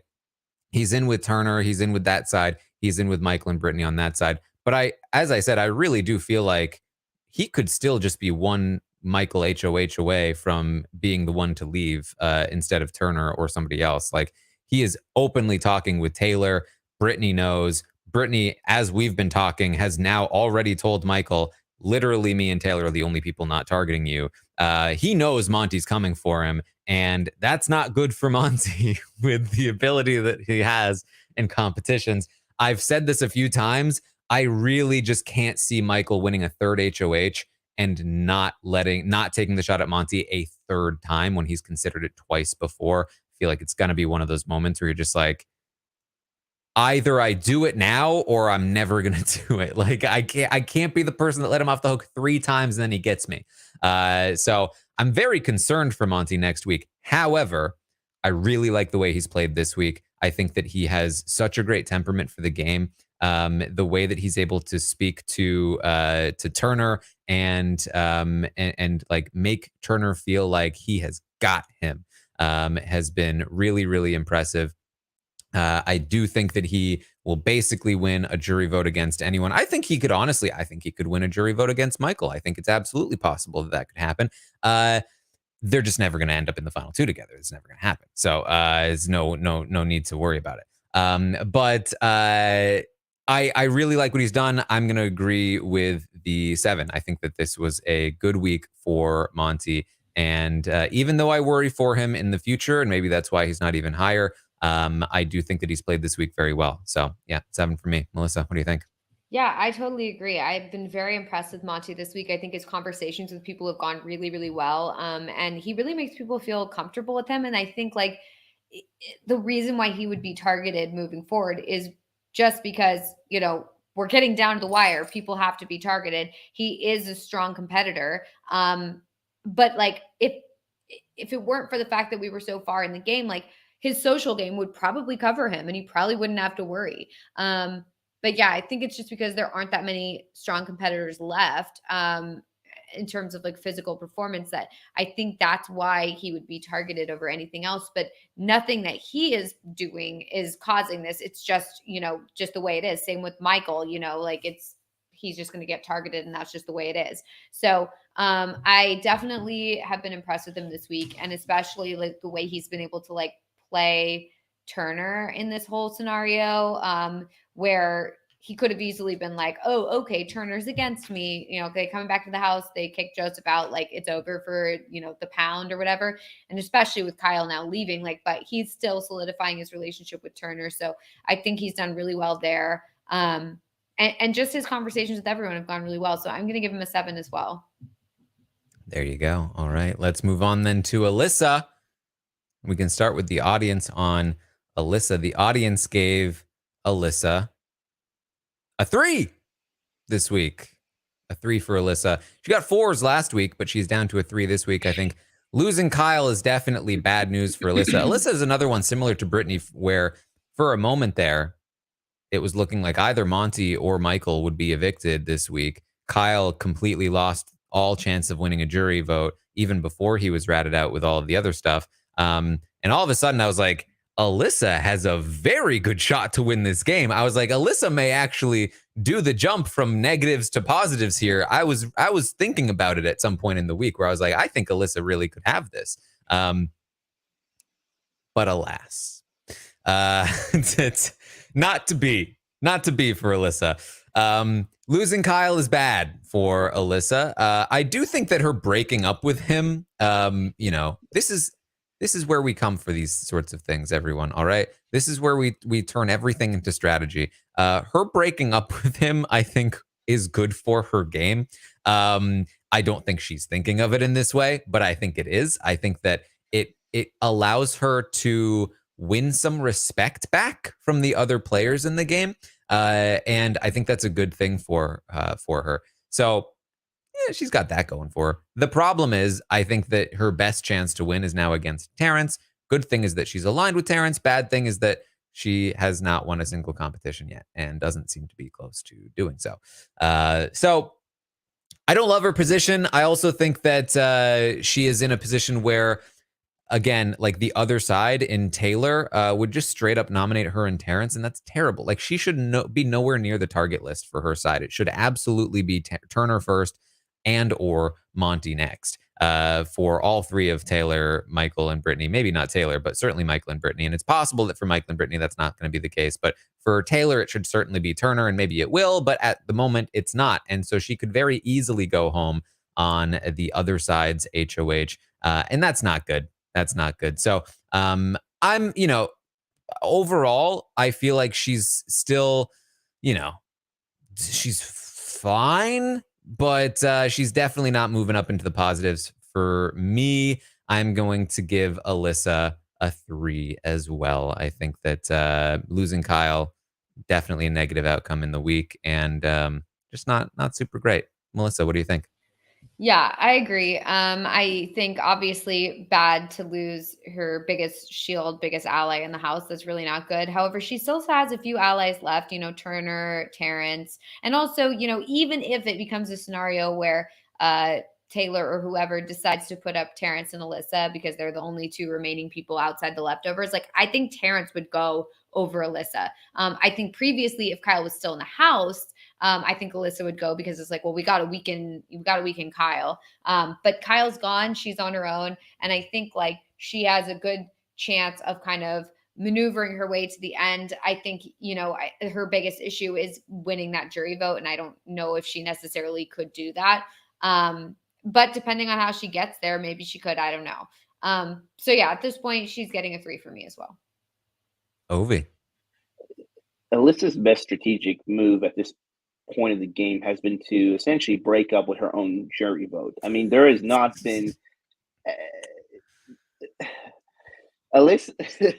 I think we're giving disrespect to Terence. I think Terence beats Alyssa in a final 2 sequence. I don't see Alyssa beating anybody unless she plays a perfect game from this point on moving forward. She has no autonomy around her game.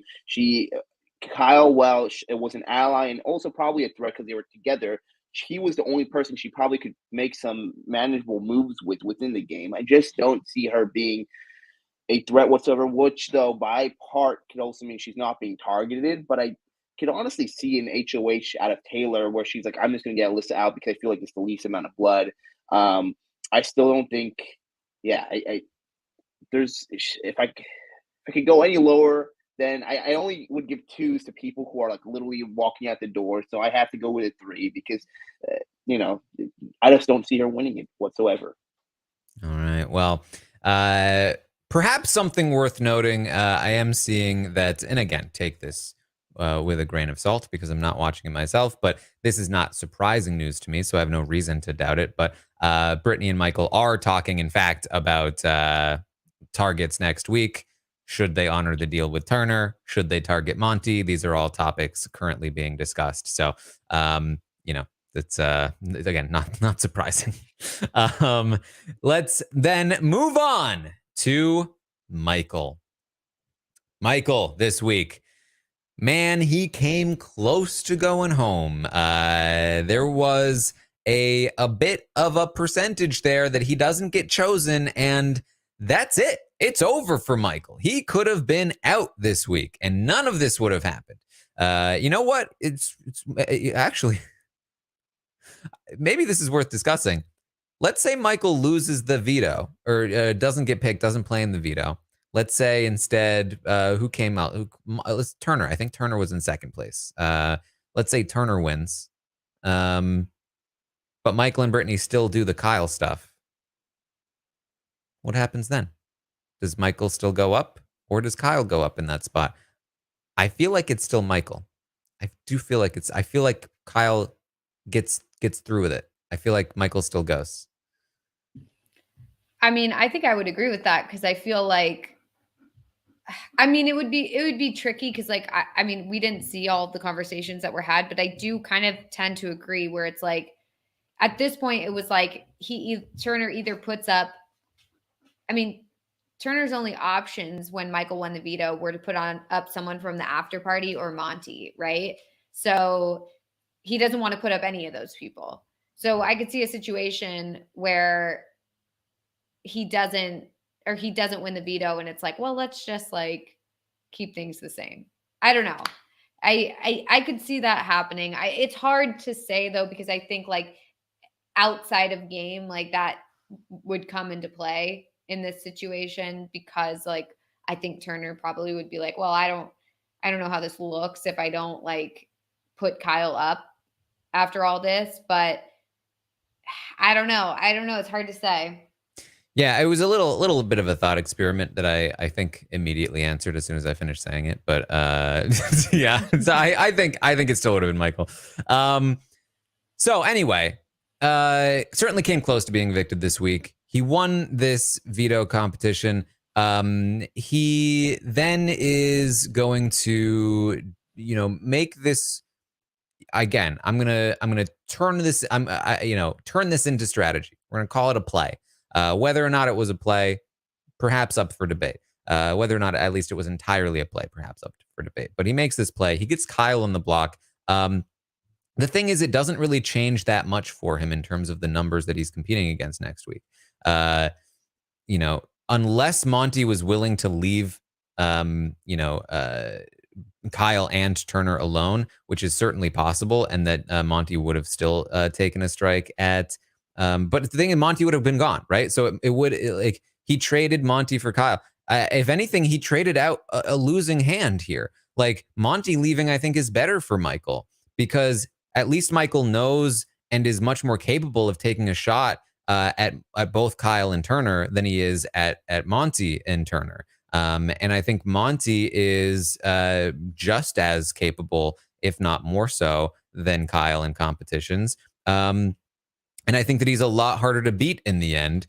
And there's also like Taylor would always take a shot at Kyle, not super likely to take a shot at Monty. I think this is worse for Michael's game, on top of the fact that it looks a little weird. And some people might feel a little gross about the timing of it, which could lower his chances of winning if he hits the jury. So I'm actually going to call that a net loss for Michael. On top of that, I don't love his odds. I know that 84% of you think that he will beat Janelle's record, but it's just not something we've seen done in Big Brother US before, that somebody has been able to win out from this far out from final. It would have been from final 9.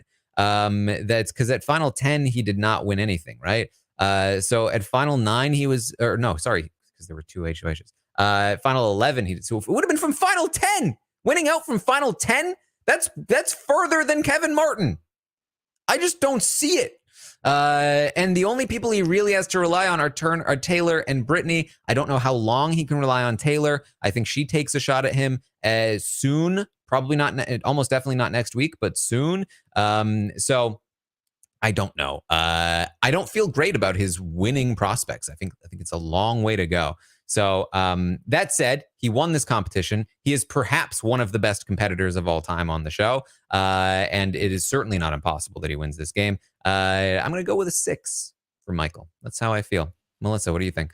Yeah, I think, it's tough because I do think he played this week well.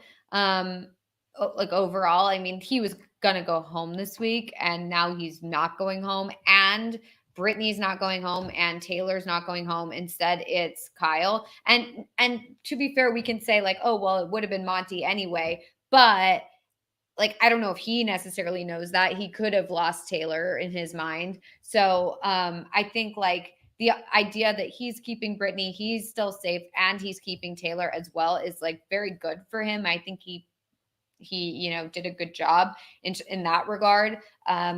However, I think he's kind of in the same spot moving forward because, he's still in such a precarious position. Everyone wants to go after him. I mean, they know they can't win against him. So everybody's going to be gunning for him. Even, he's got his allies there. Yes. But, at some point, like you said, they're going to realize like, we need to get him out because I can't beat him. So I think like just overall, he's in just such a precarious spot. So I am going to, because he, did so well this week, but he's in such a precarious position moving forward, I'm going to keep my score the same and give him a 7. All right, Ovi, what are your thoughts? Michael is kind of an enigma in this situation because he is a threat to so many. He doesn't really have any shields left because no one's better than Michael at winning these competitions, but he is so good at winning these competitions. And that's where I'm kind of, and if he was on a boat, an island by himself, where he had no allies, I feel like I'd be a little lower because I'm like, it doesn't matter if you win out. There's really no way unless the percentages are low. But with him having Taylor, with him having Britney, and with Turner not playing this next week, and if Michael's able to make sure he makes it past this next week, he's I believe close to guaranteed veto participation the following weeks. You can correct me if I'm wrong on that, but because of that, all those things considered, I still feel like he has a really good chance of still being safe, even if he doesn't win. If some of the people who like Britney/Taylor wins next week. And here's the thing: is out of anybody, we do know that the jury loves him. We know that they've talked about him in their interviews. So right now, who has the best chance to win the game is Michael. So I don't feel like I can give him a score or rating below a 7. So I'm going to give him a 7 because I think that's where he's at. All right. Well, the audience agrees with both of you. The audience gave him a 7 as well. So I continue to be the curmudgeon here on the panel. Let's move on then to Terence. Melissa, how do you feel about Terence? This is hard because I feel like the longer he stays, the more people are going to be like, it's not worth it to go for Terence right now when we've got Michael here, or we have Monty here, or we have Taylor or Turner or whoever, even though, Terence wins comps. Like they should be worried about him, but it doesn't seem like that's really the case. However, he came into this week in a pretty good spot, with the after party, but now Kyle's leaving and he stuck his neck out to try and keep Kyle around, and people are kind of turned off by that. So I think that that's not great for his game. So yeah, I think even though he started the week off fairly strong, he's ending the week in probably a worse spot than he previously was. However, I think there are still some large targets in front of him. So I don't necessarily think he's, down and out or anything like that. I think he still has a shot to move forward. But he doesn't have that big, strong alliance that he had coming in with the after party. So I think I'm going to give him a 3. All right, Ovi, what do you think?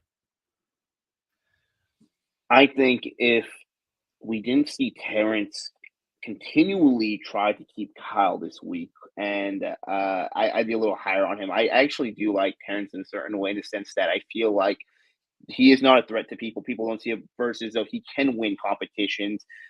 If he kind of is able to start steering things to the right direction, he might have a little bit more win equity into the jury. Not very much, but he's continually now pushing people away from him because he is really adamant, and I feel like he feels like Kyle might be a lifeboat for whatever reason, and he's pushing for that. So I could see a real future going forward that people are upset at him for pushing so much to keep Kyle here, but he does have a few remnants of Alyssa is going to be around. He might be able to salvage things with some of the other players. I don't think Terence is in the same position as Alyssa, but I don't think he's in a good enough position as Turner, so I'm going to give him a 4. A 4 from Ovi. Well, the audience agrees with Melissa on this one. They gave him a 3.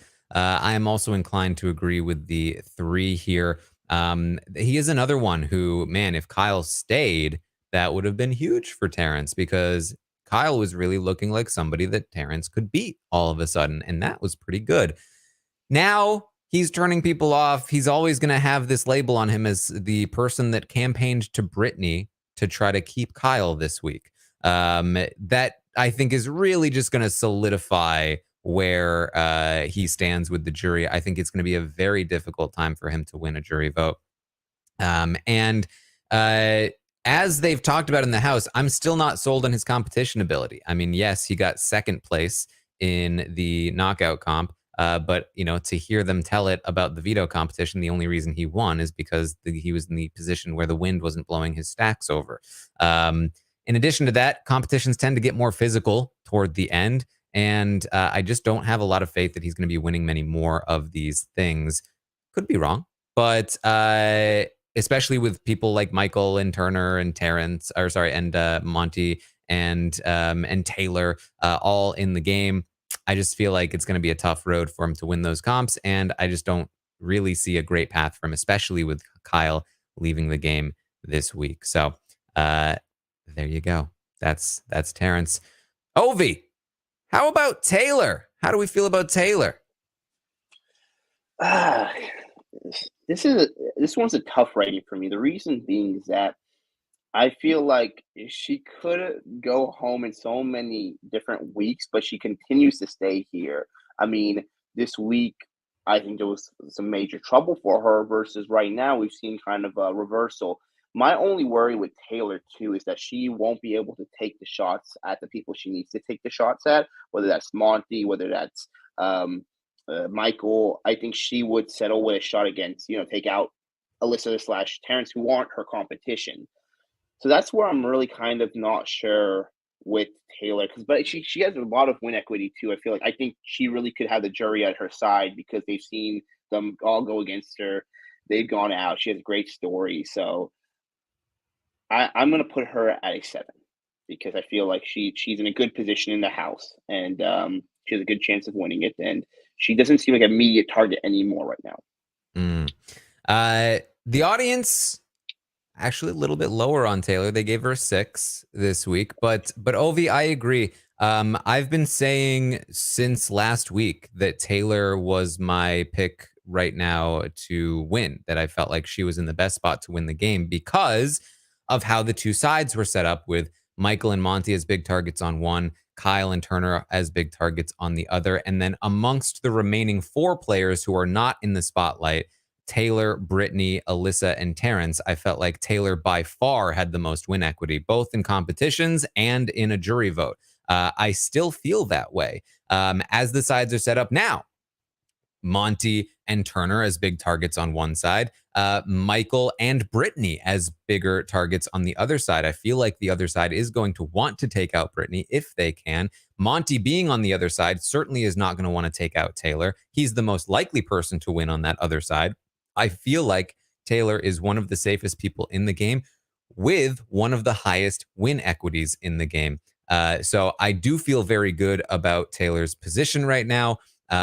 There's still a decent way to go. And I would say somewhat similar to Turner, she is a slightly more passive player in the game. And that means that this position could evaporate and she may not be able to recover from that. But I do like where she is right now. And so for that reason, I also gave her a 7.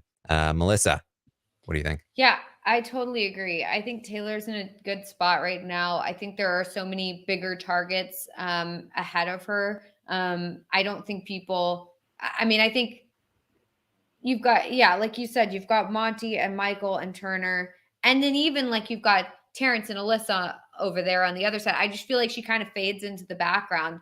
And so I think like, even though there are still some people who like, namely Turner or whoever, who are saying like, yeah, we should get Taylor out.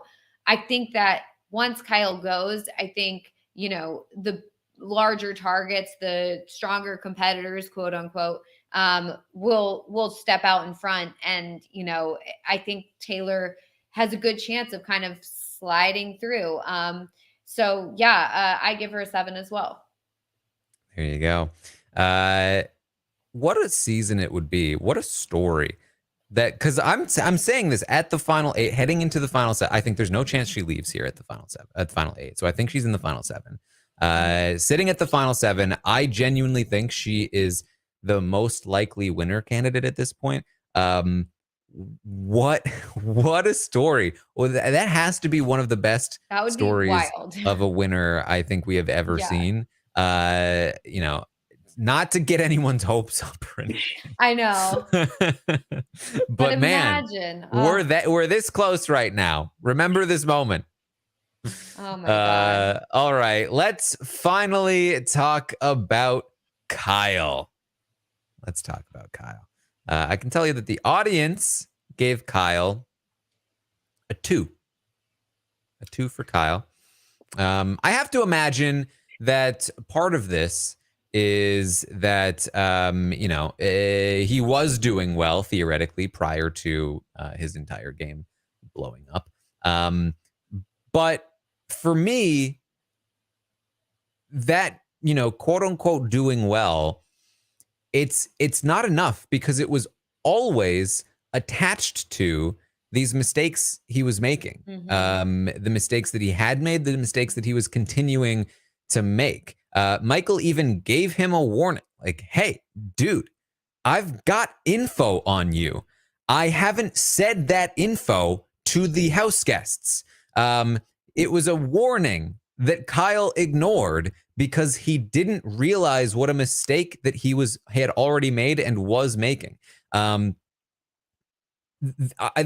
that I want to talk about with Kyle is that because I think we've been talking about this all season, and I've taken some heat for giving Kyle low ratings for the last few weeks, despite him succeeding at his goals. What I've been trying to explain is that his goals, his priorities were wrong, right? Like ever since he started going in the direction of this idea that there was a Cookout 2.0, not including Alyssa in his plans in the correct way, I was saying, yeah, he's doing this correctly, but he's in the wrong park. Like he's trying to play soccer on a football field. Like it's just not working. He's doing the wrong thing, and this is going to crash in on him at some point, and now it has. And I think that there could be this notion that like, oh, well, something outside of the game has come in and ruined his game, right? Something that went beyond the game, something that I think some people are saying like, oh, it's ruining the game, it's infecting the game, and it's making the game harder to play because of this thing that's outside of the game. But it's not outside of the game. This is Big Brother. This has always been Big Brother. Big Brother is defined by the people that play the game. And this is the new era of Big Brother. This is the new paradigm that you have to adhere to if you want to play the game. If you are not accounting for the feelings of the people around you, you are not playing Big Brother correctly. That's how it's always been. The difference now is that the people playing it are different people. And they're responding differently. And you need to be on top of that. You can't sit there and complain about how times have changed and it's the kids' faults nowadays that you can't play it like you used to, because that's just how it has always worked, and it is how it will always continue to work. Kyle is stuck in a time that no longer exists. He tried to play a game that no longer functions in this era of Big Brother, and he failed miserably because of it. He's a 1. Melissa. Well said. Yeah, I agree. And I think, it was interesting as well. Peridium said this is one of the top 5, fastest downfalls in Big Brother history. It's true because yes, while we were saying, like this will catch up eventually, or you were mainly saying that, but I'll give you the credit for that one. But it hadn't been. Seemingly he was doing well. He was doing fine. Like we knew that something was going to happen. Some like Michael had kind of hinted at like, hey, this is, I have this information, whatever. But like so far, everything had seemed to be going well for Kyle, even though it was precarious. But now, we see what happened, and he went from, one of the top spots in the house at the beginning of the week, with people, eating out of the palm of his hand, and having all these various people that wanted to work with him, to now, leaving and going out the door, with really no chance of staying. So yeah, it's been interesting to see for sure. And I think you're totally right that this is Big Brother now, and that like, or not really now, but like Big Brother, playing Big Brother, you need to account for the feelings and the thoughts and the lifestyles and the everything of your other house guests. The point is that you're not playing Big Brother solo, you're playing it with a group of people. And, I think that that's something that sometimes house guests forget to consider. And so this is a clear instance of, that coming to play. So yeah, he's a 1 for me as well, because he's out the door. All right, Ovi. I think you guys put it really well. And I think this is something I want to note on, is that when we talk about how Kyle's trying to play a big brother, that's just not a strategy. It doesn't work in today's day, because he wasn't basing his game on game moves. He was trying to convince people on their biases. So he was trying to make a move towards certain directions based on preconceived biases, not because of strategical moves. And he didn't ever have to do that. He wasn't in a bad position where he actually had to do that. He was rocking the boat for no reason whatsoever when he created a very strong alliance. And for whatever reason, he started feeling threatened when there was no proof in the pudding. He saw nothing actually physically there to push towards what he was pushing to other people, and it caught up to him. He was running, he was doing a sprint when he really didn't have to. So from all these things, strategically, it was just a bad move from trying to make this counter alliance to the mystical Cookout 2.0 that never existed in the first place. And it's just bad game move after bad game move. Even when he was in positions of power, even this last week, the way he treated Joseph and pushed him out the way he did, when you have to imagine that's a jury vote. He wasn't thinking about how to win the game. He's burnt all his ties this week, and he's literally outed every single alliance he ever could. He's not thinking about the game. And if he's not thinking about the game, I don't think we should rate him as thinking about the game. He's a 1 here. And because his focus right now is not the game, it's outside of the game to figure out how he's going to deal with the ramifications of his actions within the game. Yeah. And, I honestly think it's interesting having seen this season play out, because this shouldn't be that surprising to us given what happened in the first portion of the game. The entire first portion of the game was framed around taking out the people that acted poorly in regard to Taylor. There was an alliance built to reject that behavior. And now we're seeing another rejection of different behavior that people disagree with. And that is how this strategic season is progressing. And that's interesting to me, especially on the heels of the Cookout last season and with more diverse casting.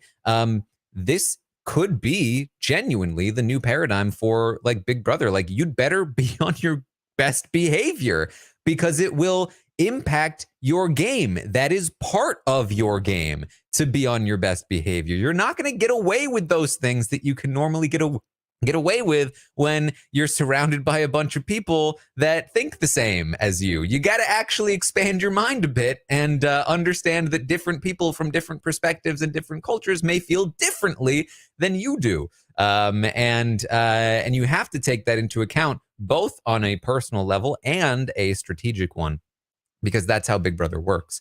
So yeah, I mean, here we are. And, just like, because I'm seeing we've already talked lots about this, but I'm seeing it in the chat again. Like, I've seen so many people like, why is it okay for the Cookout to do what they did, but it's not okay for white people to do the same thing? And it's just like, because you're cherry picking what you're reversing. Like, oh, what if the reverse was true? It's like that's not how it works. You can't be like, oh, well, why is everyone so surprised that an orange grew in an apple tree? If it was an apple in the apple tree, nobody would bat an eye. Like, yeah, because you just cherry picked what you reversed. Like, if it was an apple growing in an orange tree, then people would be surprised, because you only switched the fruit and not the tree. So it's like, yeah, would it be a different scenario if would people react differently if white people did this than if black people did this? Yeah, if you reverse the entire course of history and change the races of like which side was on whatever, and it was, black people that were subjugated and enslaved white people, and they made an alliance to make sure a white person won for the first time in 20 years. Yeah, it would probably be the same response if you actually reverse everything and don't just cherry pick the one thing. So I'm just sick of hearing that. No, you're so right. You're so right. It's like, oh God. Oh, sorry. I'm sorry. She wanted to join. I'm very sorry.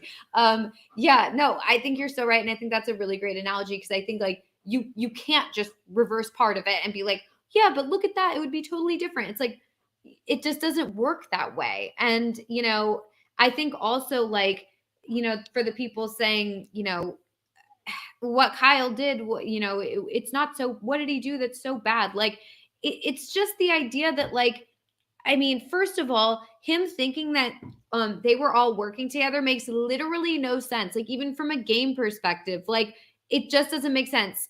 You've got Jasmine. They think that Jasmine is working with Taylor and Indy. Like, it just, none of it makes any sense. So it just was all wrong. And it clearly wasn't rooted in gameplay. And even when people brought up, you know, to Kyle, you know, Britney in particular brought up to Kyle, like, you know that this can't be right. Sorry. You know that this can't be right. Getting worked up. I know they're very interested in this conversation, but you know, even when Britney brought it up to him, you would think the response, and I know she said this many times, but you would think the response would be like, oh my God, I had no idea. That is absolutely not what I was thinking. And instead he did double down on it. And when I saw that conversation with Britney, I initially on the feeds, I was just like, oh, okay. Like that's really not a good response. Like that's not what I was expecting him to say, because I gave him the benefit of the doubt at first, you know, thinking, well, maybe he just like doesn't see that that's like really a stupid read on the house, but also just wrong. And then when she brought it up, it was like, still, Kyle, still. So, you know, I don't know. Anyway, I need to stop because the dog. Here's one thing I think is interesting is that it's not wrong to wonder, to even think about it, talk about it when you come off the heels of a season like Big Brother 23, and when you have a group of people who play together and say this is the cause we're playing for, and to have that mind when you go into a Big Brother, because the game is about winning the game, all right? I think people are failing to realize that me and other people aren't criticizing Kyle for having discussion that, wait, there could be a potential of an alliance like that, okay? Having that wonder thought in your head is not wrong for having that. Just think about it after you watch BB23, because you have to look at all the factors in there. You want to win the game. The issue is that there was no proof to the claims Kyle was making about there being a Cookout 2.0. He didn't just think about it. He wasn't just talking to Michael and Britney about, hey, this is something I'm thinking about. He was starting to push that. This is happening. And he kept moving forward with players week in and week out. And he started creating a counter alliance to Cookout 2.0, as he dubbed it, that didn't exist, and pretended that it would be there. Then he started taking facts for confirmation bias to say this is actually what's going on. It never existed. And that's the issue, is when he knew there was no proof about something, he still continued to make it there. And then with that in mind, you got to keep in mind, the game is not a vacuum. I've seen so many people say that people are getting outraged about this online, talking about this, but the players in the house are outraged about it too. See, Big Brother is as social of the outside as in the inside here. So it's bad gameplay in the first place. If you just want to criticize anything at all, think about it as bad gameplay, because if this is going to turn off the house guests that much, you have to imagine these type of things aren't going to work out anymore. It's not just the outside world getting mad about it. It's just not acceptable. And that's the day in life we live into. So if you're upset about it, that's what Big Brother is. It's about growing with the times. And we're seeing the house guests in the house growing with the times with it. So Kyle's strategic was bad. And also the idea that we can't talk about the Cookout and the potential of another happening is wrong. It's a straw man's argument. Mm-hmm. Well said. All right. Well, let's check out what's happening on the leaderboard. Let's see what's happening over here. I don't want to know.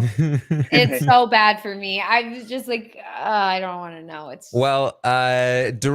Daryl over here is going to have to tell me which one is the correct pronunciation of that one, because he's continuing to do well. I believe moving up from second place to first place with an investment in Taylor. This is not the first time Daryl has entered the number one spot. And Eastnick, who was in first place, I believe, held this week, moved down 23 places. Took it a little safe, paid some price for it. I recovered a little bit here. Went in on Taylor. Shouldn't surprise anyone. I was saying that she was in the best position to win last week. Did okay here. Moved back to basically where I was the previous. No, not quite. All right, that's fine. We don't need to see that. And Melissa Get out of that. Oh God. has So bad. oof. I just The haven't done anything. I'm just the Turner investment ugh. got you into cracked the top 1,000 and then sunk you down 'Cause I to below forgot. 2,000. I would have changed it. I would have done better. Yeah. Oh God. Yeah, I need to remember to do something with it this week. I like at least the Kyle stock isn't in there anymore because I didn't remember to get out of that one. But yeah, that would have been bad if I had kept my Kyle accidentally. Oh, Yep. not good. Not good. Great. Not great. Really. Not All right. Ovi, when are you going to start playing the stock watch? good. You know what? I think I'm going to have to. I'm next season for sure. I'm going to be committed to it. I have my own little tally that I keep up with it. Not exactly like how you have it there, but I think Taran, it's time for you. We got to put a pool together for this because this right here, this is a business that you're sitting on. Yeah. Yeah. Seriously. This chat. It's I a know good they're going to put time. a few dollars. Just pull around the hat. We need that moolah. Move to Canada so we can make it a gambling site. No. All right. Well, any final thoughts? Any final thoughts on the week, Melissa? It's been an interesting week for sure. I'm very interested to see how they portrayed on the episode. I'm hoping that they do a good job. I don't know. Because I also really want to know what was said in the conversations that we didn't get to see. So I am very interested in seeing what happens there. Yeah. We'll see. All right. Ovi, any final thoughts? You know what? I think weeks like this makes Big Brother. I don't want to say enjoyable because it's a lot to watch. But it's interesting. It's intriguing. This is why we watch it because the game can switch on the flip of a hat. There's so many different factors of it. And I think this reminds us why the Big Brother is a social experiment. It's not just this summer fun, fling show that they try to advertise it to be sometimes. It's actually really dynamic. There's a lot of things going into it. And I really love seeing those parts of it when the live feeds lets us. So it really, I'm kind of basically glued to my Twitter feed and the live feeds. And so I'm really appreciative to be able to talk with you guys. So thanks for having me tonight. All right. Well, thank you all so much for joining us here today. And thank you, Ovi, for hanging out with us tonight. You can, of course, find me over on Twitch, twitch.tv/Taran Armstrong, hanging out, watching things like Big Brother episodes, talking about Stock Watch, suggestions, advice. Sometimes it works out, sometimes it doesn't, but you can always come and hang out, listen to what I have to say on Thursdays. And I'll have a new Among Us video out tomorrow. Should be a good time there. You can, of course, find everything I'm doing on Twitter at Armstrong Taran. Make sure you also check out the post-show recaps for Game of Thrones, not Game of Thrones, the new Game of Thrones show, House of the Dragon. It's really difficult to remember to call it House of the Dragon when I want to call it Game of Thrones. This theme song is the same at this point. So check out the House of the Dragon book club. It is spoiler free, just book context full for the first portion, and then we get into more future book spoilers in the spoiler section of that podcast. So you are free to listen to it, even if you haven't read the books for the first portion at least. So make sure you check that out. And of course, tomorrow morning, live feed update. And there's going to be an episode tomorrow night. Should be an interesting one. Make sure you tune in for all of that. Ovi, where can people find you? You guys can find me at the Ovi Kabir on Twitter and Ovi Kabir on Instagram. If you guys have a chance, if you're interested in kind of a deep dive on why potentially Kyle or whoever goes home, hopefully Kyle this week, you can check out our podcast on RHAP with David Bloomberg and myself on why X lost. We kind of do a deep dive on which player goes home, go through David's rules. And we have a lot to talk about with Kyle because we've been taking a lot of notes. So you guys should jump on that. That'll be coming out on Saturday. Why Kyle lost. Rich topic there. Lot to talk about. You can, of course, also find Melissa at It's Melissa with 3 A's. You can always find her there.